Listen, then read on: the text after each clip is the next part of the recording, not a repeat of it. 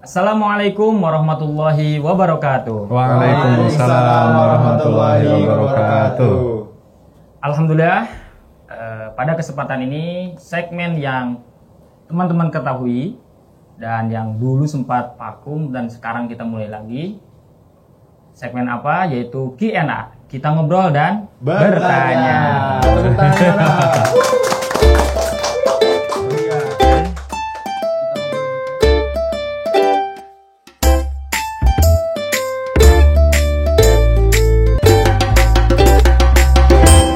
Bertanya yang jawab siapa? Nah, untuk masalah yang jawab, kita sudah datangkan narasumber terpercaya. Narasumber terpercaya. Ini teman-teman pada ketawa ya. Ya, kita sudah mendatangkan narasumber terpercaya. Nah, beliau Bapak Agus Haji Abdurrahman Kapabi. Tepuk tangannya. Ini ternyata teman-teman kita tidak respon ya mereka. Gak respon ya. Udah penonton bayaran kan?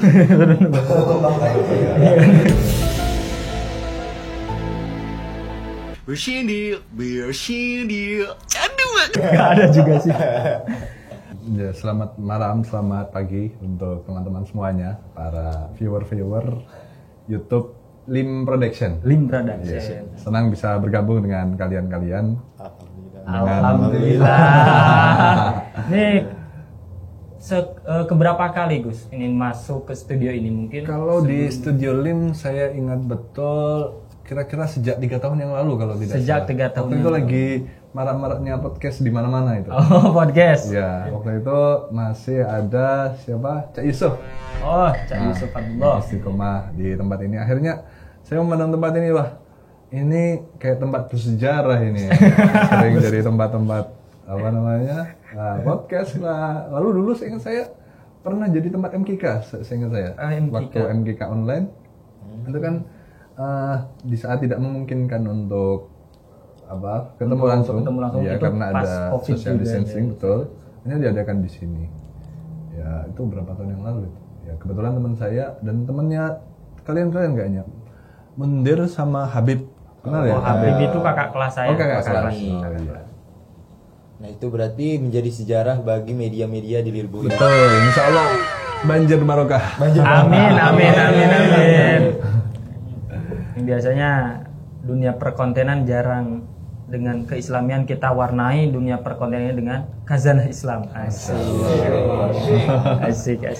Oh ya, barusan kan narasumbernya sudah diperkenalkan. Ini giliran kita yang belum perkenalan. Ya, kita belum perkenalan nih. Nama Anda siapa? Nama saya sebagai co-host dari hostnya sendiri, yaitu saya Muhammad Ilham Alawi dan saya Fuad Salahuddin. Kita akan memandu jalannya Q&A. Q&A kan kita ngobrol dan bertanya. Mungkin Mas Ilham, ini bisa dijelaskan. Ini Q&A itu kan ada pertanyaan nih. Ini pertanyaannya dari mana? Nah, pertanyaan Q&A itu berasal dari para followers. Mulai dari yang di DM, kemudian di komentar-komentar YouTube, TikTok, Instagram. Nah, sekarang karena pertanyaan-pertanyaan itu banyak yang ditanyain dan itu sering terjadi di masyarakat. Nah, karena kita nggak bisa menjawabnya, maka kita mendatangkan narasumber. Ya biasanya kan ribuan juga ya yang ribuan. DM. Nah, kalau kita tuh bukan nggak mau ngejawab sebenarnya. Emang nggak bisa.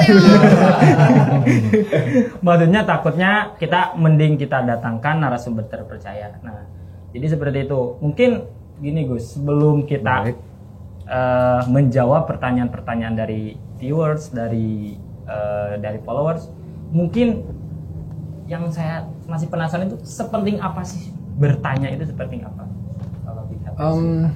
Kalau dibilang seperti apa pentingnya bertanya, saya kira pertanyaan itu termasuk bagian dari kita dapat menggali informasi.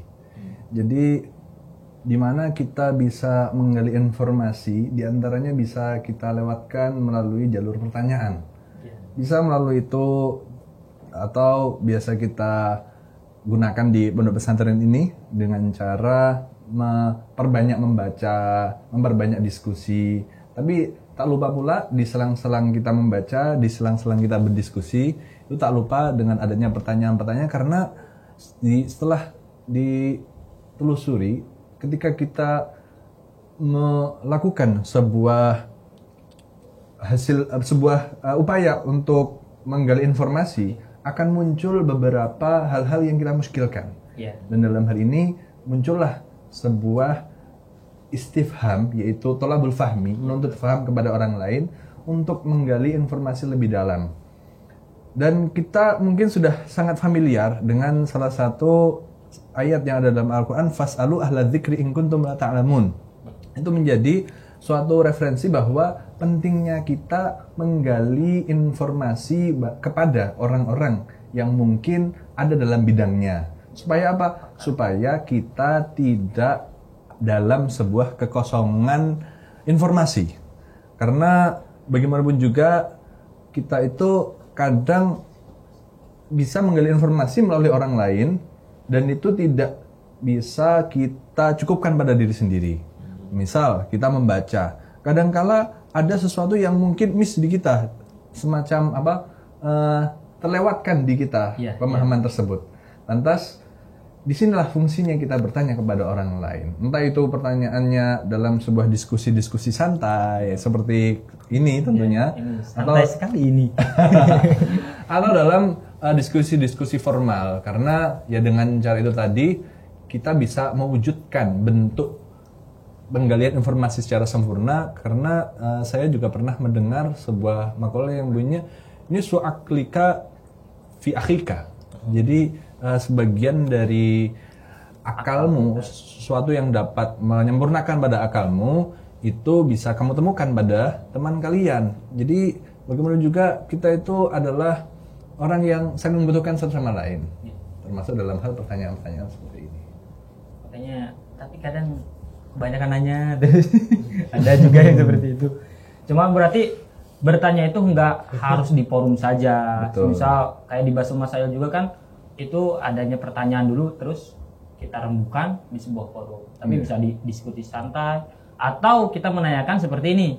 Betul. Menanyakan ke platform-platform yang terpercaya. Ya, tentunya Link Production. Production, jangan lupa tuh ditonton, Di-subscribe. bisa komen.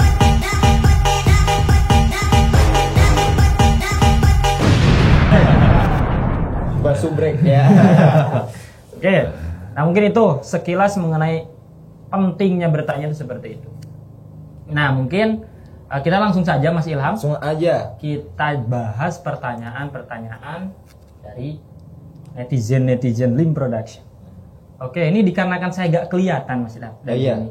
Mungkin silakan Anda yang menanyakan. Oke, untuk pertanyaan pertama dari @hilmi_azizah 16. Gus, mau nanya, orang yang tidak memiliki wudu, apakah boleh memegang Yasin atau buku tahlil? Nah, ini nih. Ini kan sering banget memegang buku Yasin atau tahlil, karena kalau orang luar gitu Gus, untuk masalah Yasin itu kan kadang kayak ada rutinan, tahlilan dan sebagainya, itu kan lagi nongkrong, lagi apa, langsung ikut Betul. jamaah. Nah itu jamaah cari berkat lah Berkat, gitu. betul. Nah ini kalau nggak punya wudu seperti apa? Oke. Sebenarnya untuk menjawab permasalahan ini kita perlu mengetahui dulu pembahasan dasar dalam ilmu fikih. Dalam ilmu fikih itu disampaikan bagi orang yang dalam keadaan tidak memiliki wudu, dia dikategorikan sebagai orang yang ada dalam hadas kecil, Mas Fuad. Jadi bahasanya itu muhdis, orang yang sedang berhadas. Orang yang sedang berhadas ini akan lepas dari hadas kecilnya apabila ia menunaikan wudu, yaitu sebuah syarat sah di mana dia melakukan sesuci untuk menghilangkan hadasnya itu. Nah, akhirnya apabila dia tidak kunjung berwudu, ada beberapa ketentuan-ketentuan yang membuatnya tidak diperbolehkan untuk melakukannya. Apa saja? Pertama adalah dia tidak diperkenankan untuk menunaikan sholat. Karena sholat syarat sahnya jelas tentu ya, tahu sendiri adalah wudu. Lalu yang kedua, dia tidak diperkenankan untuk menunaikan tawaf. Nah, karena juga lagi-lagi tawaf membutuhkan wudu, harus dalam keadaan suci, terbebas dari hadas kecil. Yang berikutnya, ia tidak diperbolehkan untuk menyentuh terhadap mushaf. Nah, pembahasan kita ini terkerucutkan dalam pembahasan ini. Lalu yang keempat, itu dia tidak boleh untuk membawa mushaf. Antara membawa dan menyentuh itu adalah dua hal yang berbeda tentunya ya. Nah, lantas dalam membawa mushaf ini diterangkan lebih lanjut dalam kitab yang keterangannya lebih dalam, sebut saja kitab I'anatul Talibin. Di situ disampaikan bahwa tidak diperkenankan bagi orang yang sedang hadas untuk menyentuh mushaf. Lantas bagaimana solusinya bagi mereka-mereka yang mau nggak mau tertuntut untuk menyentuh mushaf? Maka dalam hal ini syariat memberikan sebuah solusi, boleh bagi mereka menyentuh mushaf yang terdapat tafsirnya. Terdapat tafsirnya. Nah, tapi tidak berhenti sampai situ saja. Ada ketentuan-ketentuan lebih lanjut lagi, yaitu tafsir yang tercantum pada Al-Quran itu harus lebih mendominasi banyaknya dibanding Al-Qurannya. Ayat Al-Qurannya, betul. Atau ada dalam kadar yang sama antara Al-Qurannya dan juga mushafnya. Dan juga tafsirnya. Betul. Meskipun dalam hal ini terjadi suatu perbedaan pendapat antara Imam Ar-Ramli dan juga Imam Ibnu Hajar. Kalau Imam Ar-Ramli, beliau tetap bersikukuh. Beliau mengatakan apabila antara Al-Quran dan juga tafsirnya ini sepadan, alias dalam dalam kapasitas yang sama-sama 50-50 banyaknya, beliau tetap tidak mentolerir. Ini belum cukup, harus tafsirnya yang lebih banyak. Nggak boleh berarti harus pakai wudu berarti. Betul, dia harus mengusahakan diri untuk berwudu. Tapi Imam Ibnu Hajar lebih longgar.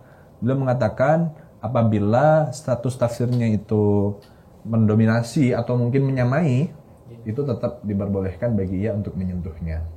Nah, sebuah fakta, dulu pernah ada orang yang menanyakan tentang apakah yang harus dilakukan apabila yang dibaca itu kitab atau Al-Quran yang terdapat tafsir Jalalainnya.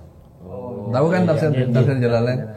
Nah, akhirnya di zaman itu ada salah satu ulama yang melakukan sebuah riset. Betul, melakukan riset gimana apakah lebih banyak atau enggak tafsirnya itu dibanding Quran. Hanya dihitung antara Quran dan juga tafsirnya.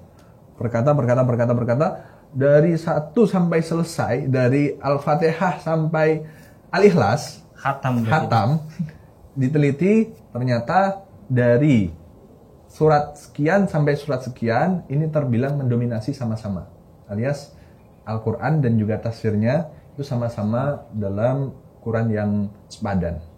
Lalu dalam ayat tertentu, dalam surat tertentu sampai selesai, di situ ditemukan bahwa ternyata tafsir yang ada dalam tafsir Jalalain itu lebih mendominasi. Oleh karenanya bagi mereka yang memegang pada Al-Quran yang ada tafsir Jalalainnya, mungkin ini jelas tentu akan membuatnya boleh untuk memegangnya, karena dari riset yang dilakukan tertulis tercatat bahwa pada Al-Quran yang terdapat tafsir Jalalainnya ini terbilang tafsirnya lebih mendominasi. Nah, tapi kan yang kita lihat saat ini mungkin buku tahlil atau mungkin buku Yasin. Itu kan lain kan ya ceritanya dengan kitab. Ada juga artinya itu. Nah, arti Indonesianya, terjemahnya gitu ya. Ada Latinnya. Nah, sehingga kita belum tahu betul apakah ini termasuknya lebih banyak atau tidak. Maka untuk lebih berhati-hati bagi mereka yang mungkin tidak uzur dan tidak kesulitan untuk berwudu, ya apa salahnya sih berwudu? Nggak ada salahnya kan. Toh juga nggak ribet, juga nggak makan waktu. Masih lama main HP kayaknya dibanding wudu. Nyokrol TikTok lagi. Nyokrol link production termasuk nggak ini? Itu ngaji kan.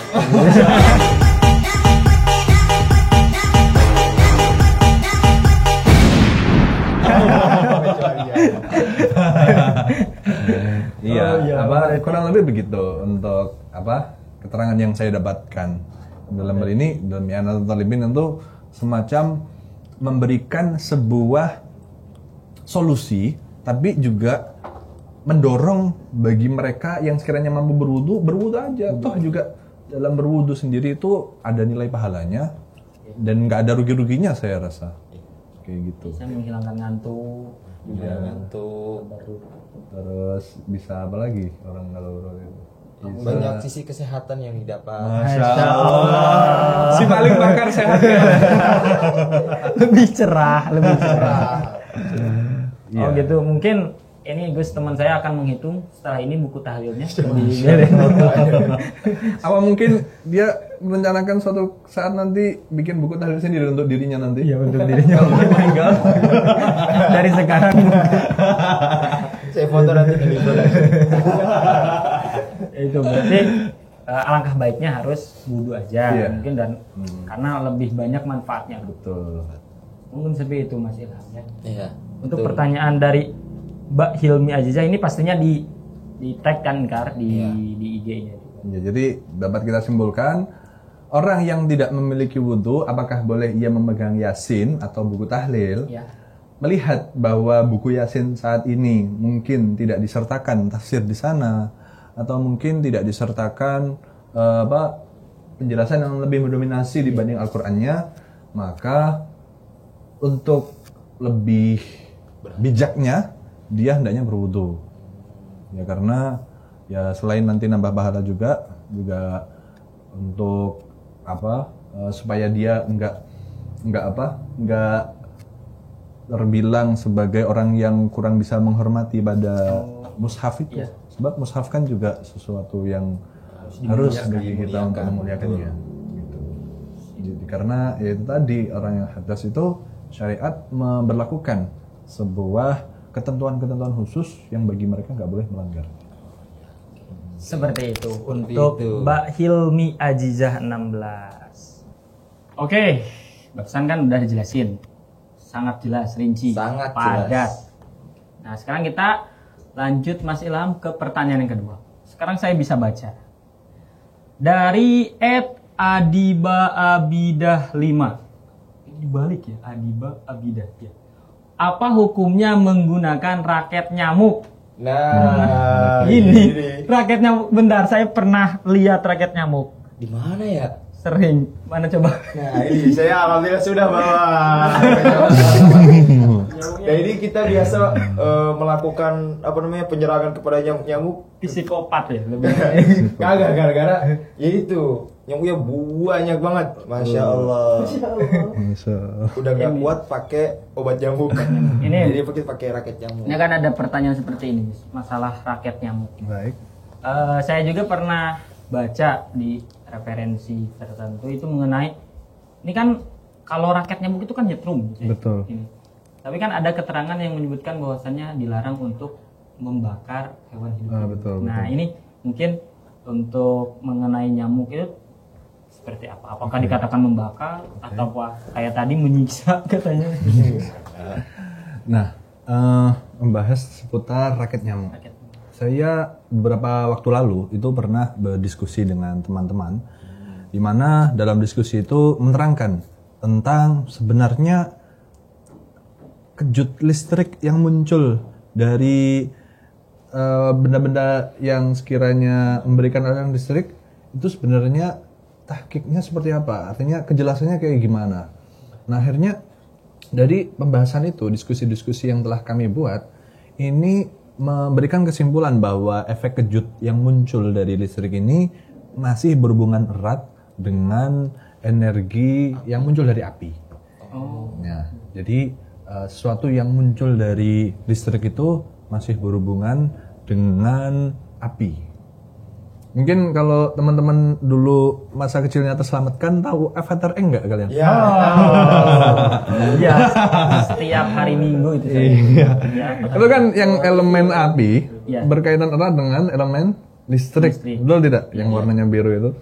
Nah, akhirnya kami dari hasil diskusi, ya tentunya di luar dari pembahasan Eng Avatar itu ya. Kirain mendiskusikan eng. Nah, dari kami berdiskusi memberikan kesimpulan bahwa efek kejut yang muncul dari listrik itu masih berhubungan erat dengan efek yang muncul dari api. Nah, akhirnya kami itu sempat melihat salah satu hadis Nabi yang di dalamnya disampaikan bahwa ketika kalian melakukan sebuah tanggung jawab untuk membunuh yang diperbolehkan syarak tentunya, maka lakukanlah dengan baik perbuatan membunuh itu. Misal kalian lagi menjadi seorang tukang potong leher namanya apa? Tukang jagal. Algojo. Jagal itu untuk Sapi. sapi.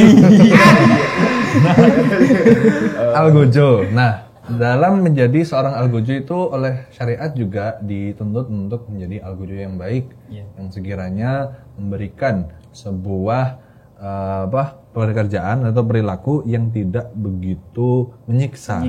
Ada sesuatu atau mungkin seorang yang berhak untuk dibunuh pada kala itu. Dan dalam syariat pun memasukkan pembahasan itu pada beragam hal, tidak hanya pada manusia saja.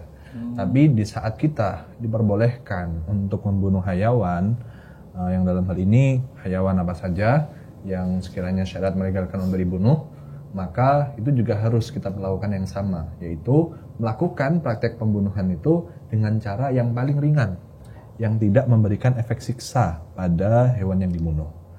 Nah, bicara soal hewan yang dibunuh, syariat itu memberikan sebuah kejelasan lebih lanjut tentang apakah hewan itu sejatinya boleh dibunuh ataukah tidak. Nah, akhirnya diberikan sebuah kesimpulan hukum bahwa ketika kita mendapati hewan yang sekiranya bisa menyakiti kita atau mungkin telah menyakiti kita, maka diperbolehkan bagi kita untuk melukainya atau bahkan langsung membunuhnya, karena itu berkaitan dengan keselamatan jiwa kita. Keselamatan jiwa. Ya, atau mungkin dapat membuat kita merasa tersakiti mungkin. Ya, sakit fisik bukan sakit hati ya. Merasa dirugikan. Nah, apalagi sakit jiwa. Akhirnya pada saat itu syariat juga mengingatkan bahwa saat kita membunuh hayawan itu lakukanlah dengan cara yang baik, jangan melakukan sesuatu yang sekiranya dapat menyiksanya. Akhirnya membunuh hayawan dengan cara menyiksanya, yang dalam hal ini pakainya adalah dengan api atau dengan listrik, ini syariat memberikan hukum makruh bagi mereka yang melakukannya. Tapi tidak hanya terhenti sampai sini saja, Kang Fuad dan juga Kang Ilham.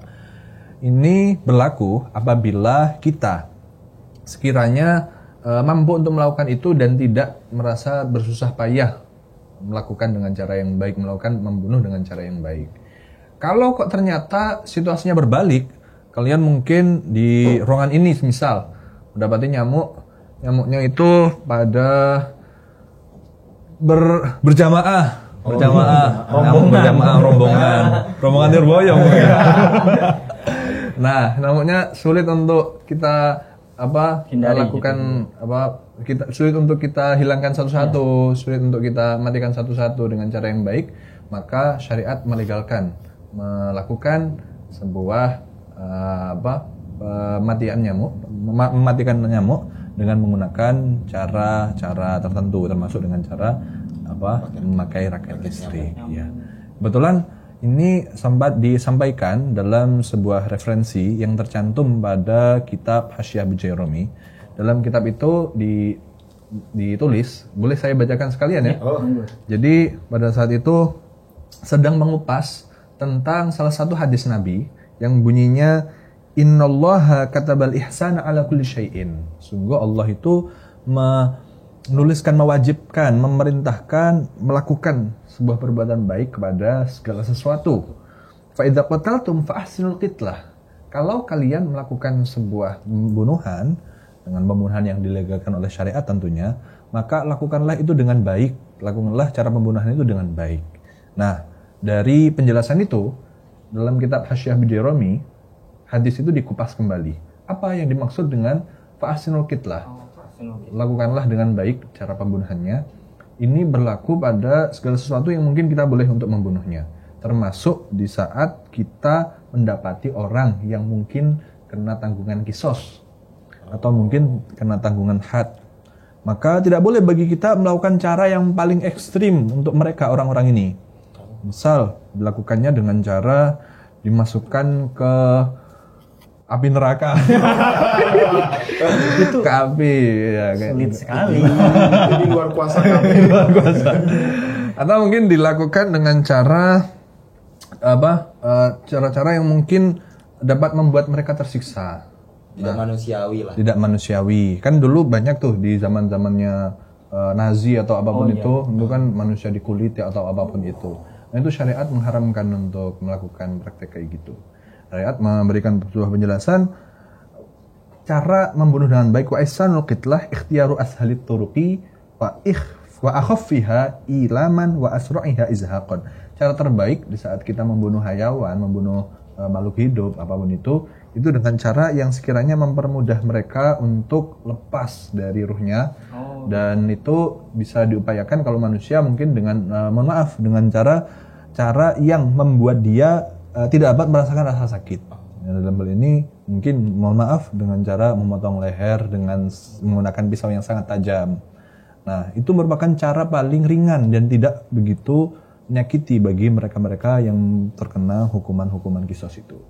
Begitu pula juga terlaku pada hewan-hewan yang mungkin kita diperbolehkan untuk membunuhnya karena dia menyakiti kita. Nah, itu juga kita perlu memperlakukan hal tersebut, tidak boleh menggunakan cara yang menyiksa. Tapi dalam keterangan itu disampaikan lebih lanjut bahwa tidak diperbolehkannya menyiksa dengan api itu selagi kita tidak susah payah, masyaqqah dalam melakukan itu.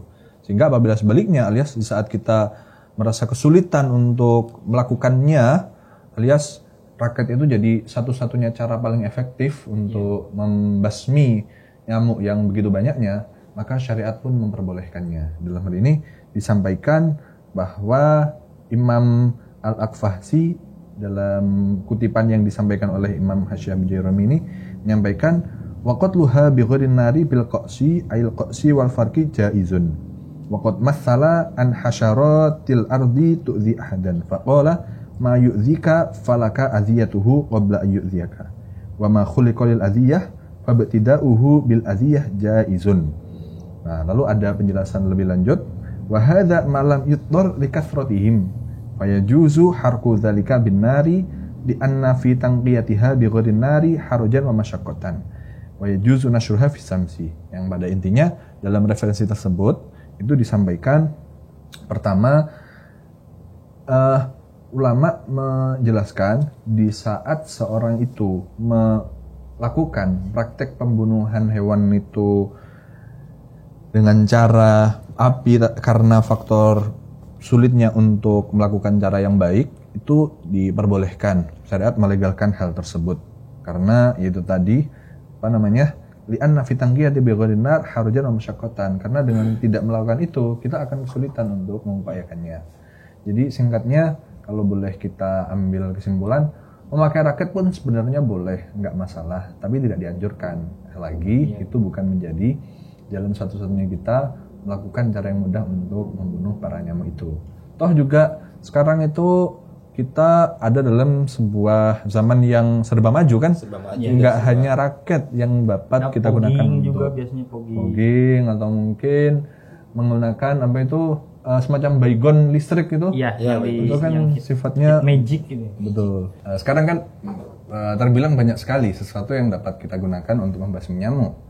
Yang kita gunakan untuk dengan cara listrik yang semacam baygon listrik. Jadi nggak ada asapnya. Nah, yang nggak mengganggu anak tidur tuh ya, di iklannya kan kayak gitu. Atau mungkin yang kayak one push vape. Satu kali semprotan bisa 10 jam. Kan begitu kan iklannya. Nah, akhirnya saya kira selagi menggunakan raket itu bukan menjadi jalan satu-satunya, maka lebih baik dihindari. Karena bagaimanapun juga syariat tidak melegalkan hal itu terjadi, yaitu menyakiti hayawan dengan cara yang kurang tepat. Tapi apabila itu sudah menjadi jalan mutakhir, misal pakai one push vape itu nggak mempan, atau pakai baygon semprot itu juga nggak mempan, pakai baygon yang zaman dulu itu juga nggak mempan, maka sah-sah saja ketika kita menggunakan raket menjadi jalan satu-satunya. Tapi kayaknya orang-orang yang menggunakan raket lebih ke bukan mengusir nyamuk tapi enak aja. Oh iya. Jadi ada sensasi. Iya, ada sensasinya. Rasakan. Iya. Gitu. Jadi lebih marem. Iya. Itu bisa kita lakukan kalau memang ya terbilang terlampau banyak. Iya, kalau banyak itu boleh. Ini banyak Menegakkan. nyamuk sawah tuh, nyamuk sawah. Tapi ngapain juga kita Masa benar-benar bawa menyerang raket sawah? ke sawah? Enggak, Hidup kalian di sawah? Menyerang kami gitu. Oh gitu. Datang jamaah. Oh iya. Astagfirullahaladzim, ini apaan sih? Ada Iya. juga biasanya yang gini, nyamuk di sini dibiarin sampai gendut, Iya. udah gendut digini. Prank. Iya. Aduh, kasihan sekali nyamuknya. Iya. Tidak jelas Jadi ya. intinya ya kalau misalnya emang tidak memungkinkan maka Betul. cuma tidak dianjurkan. Cuma tidak dianjurkan lagi-lagi seperti itu. Jadi gitu Mas Ilham, raketnya diamankan saja Ya sekarang. market sekarang sudah dibasmi langsung. Oke. Berarti udah cukup ya ini pertanyaan kedua Mas Abidah 5. Ya jawabnya Ini sudah nggak jelas. tahu Mas, nggak tahu Mbak Mbak. Intinya Abida Adibah dibalik lah. Ya. Oke, itu. Terima kasih buat teman-teman yang sudah standby menonton channel Lim Production. Mudah-mudahan Q&A ini bisa membantu dahaga kerancuan pikiran kalian yang telah ditanyakan. Terima kasih untuk teman-teman yang senantiasa menonton channel YouTube kami, Lim Production. Jangan lupa komen dan subscribe bagi kalian yang belum subscribe. Dan jangan lupa agar kalian tidak tertinggal video-video kami selanjutnya untuk menyalakan tombol lonceng di bawah ini. Ya, saya sebagai host Fuad Solahuddin pamit undur diri. Wassalamualaikum warahmatullahi wabarakatuh. Waalaikumsalam.